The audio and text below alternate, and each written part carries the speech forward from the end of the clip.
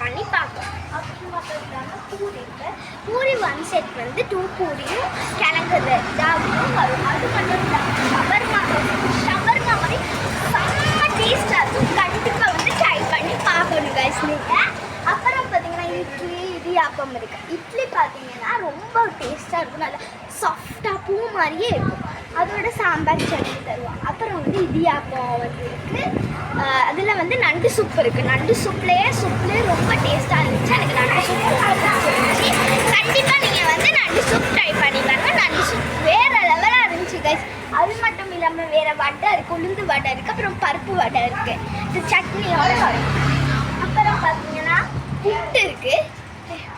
நீங்கள் புட்டே ரொம்ப டேஸ்ட்டாக இருக்குது. புட்டும் இருக்குது. நீங்கள் கண்டிப்பாக வந்து ட்ரை பண்ணி பாருங்கள். அப்புறம் சிக்கன் சீஸ் தோசை இருக்குது. சிக்கன் சீஸ் தோசை வேறு லெவல் கைஸ். கண்டிப்பாக வந்து நீங்கள் ட்ரையே தான் பண்ணி பார்க்கணும். அப்புறம் பார்த்தீங்கன்னா சிக்கன் ஃப்ரை தோசை இருக்குது. ஃப்ரைட் மாதிரி வந்துருக்கும். அதுவும் ரொம்ப டேஸ்டியாக இருக்கும். கண்டிப்பாக வந்து ட்ரை பண்ணி பாருங்கள். Bye guys. லைக் பண்ணி மறக்காம சப்ஸ்கிரைப் பண்ணிடுங்க. Bye guys. விஷ்ணு.